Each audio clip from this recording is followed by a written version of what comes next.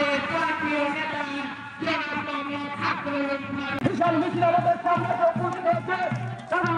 তাদেরকে আমরা সরকারের মাধ্যমে স্বাগত জানাচ্ছি। আমরা জনাব মোহাম্মদ মুবাজ্জল ডাক্তার মমিনুল ইসলাম আসাদুল শাহজাহান এবং সুযোগ্য সভাপতি জনাব মোহাম্মদ ফজলুল হক মিয়া সাহেব আমাদের মাঝে এসে উপস্থিত হয়েছেন।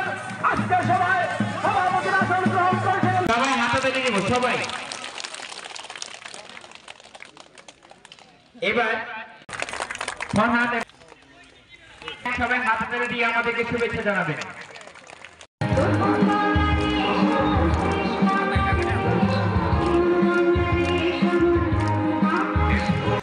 আজকে নয় সভা প্রধান অতিথি এবং বিশেষ অতিথি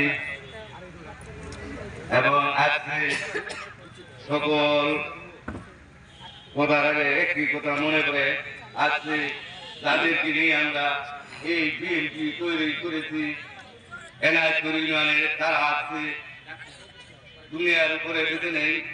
হৃদয় ওরা কানতে বলতে হয় আমার ভাই আব্দুল রাজ্জাক তালুকদার সাহেব এবং এনায়তপুরের হান্নান সাহেব, ওনারা আজকে যদি থাকতো হয়তো বা মিটিং মিছিল থেকে ওনারা হয়তো উদ্বুদ্ধ হতে পারত। আমরা সবাই ভোট দিয়ে ওনাকে সংসদে পাঠিয়ে আমাদের সভাপতি আরো উপস্থিত আছেন দক্ষিণ জেলা বিএনপির যুগ্ম আহ্বায়ক, ফুলবাড়িয়া উপজেলা বিএনপির আহ্বায়ক জনাব আক্তারুল আলম ফারুক সাহেব। আমরা সকলে মিলে দল বল মত বিনিময় সবকিছু উপেক্ষা করে সাথে বাধা বিপত্তি উপেক্ষা করে আমরা যেন তাকে জয়ী করতে পারি। আর সবশেষে আমার একটা কথা, ছোট একটা কথা, শুধু উনি যদি ওনাকে যদি আল্লাহ যদি সদস্য বানান এবং দোয়া করি আমাদের গুরমা এবং রঙ্গতলা এই তিনটে ওয়ার্ডে যে আমাদের বনের দাবি জমিগুলো আছে ওই জমিগুলোর প্রতি যেন উনি যেন সুদৃষ্টি দেন, আমাদের সকল সহযোগিতা করেন। আমি এই কামনা করে সকলের সুস্বাস্থ্য এবং সকলের দীর্ঘায়ু কামনা করে আমি আমার বক্তব্য শেষ করছি। আসসালামু আলাইকুম। জাতীয় সংসদ নির্বাচনের তারিখ ঘোষণা করার জন্য যাতে জনগণ তাদের ভোট দিয়ে জনপ্রতিনিধি তৈরি করে সংসদে পাঠাতে পারে। বাংলাদেশ জাতীয়তাবাদী দল বিএনপি ফুলবাড়িয়া উপজেলা শাখার সম্মানিত আহ্বায়ক। পরিশেষে আপনাদের কিছু দাবি দেওয়া আছে, সেগুলি আমাকে লিখে দেওয়া হয়েছে। আমরা কিন্তু এখনো এমপি হই নাই বা বিএনপি ক্ষমতায় না। আপনাদের বুঝতে হবে আমি অতি সাধারণ একজন মানুষ। আমাকে দায়িত্ব দেওয়া হয়েছে পার্টি থেকে, আপনাদের উপজেলা বিএনপির আহ্বায়ক হিসাবে আমাকে দায়িত্ব দেওয়া হয়েছে।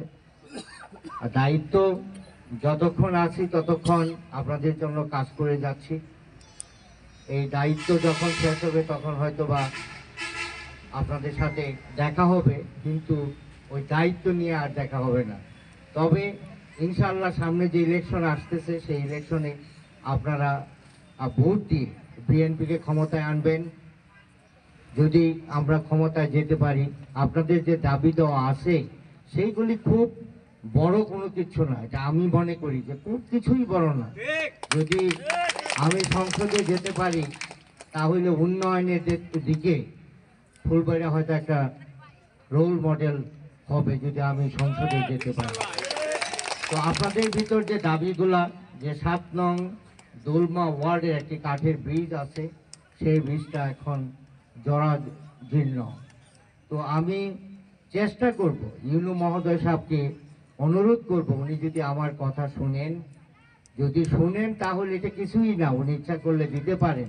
আমি ওনাকে রিকোয়েস্ট করব যে অনতি বিলম্বে এই কাঠের ব্রিজটাকে যেন উনি করে দেন।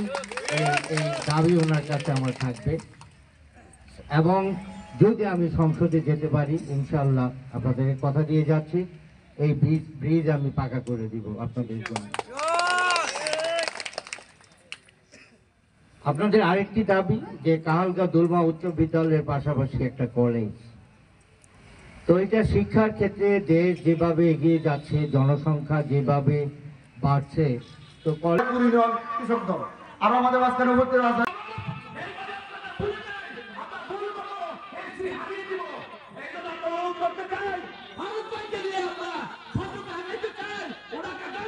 নেতা এখানে অনেক কথা বলেছেন।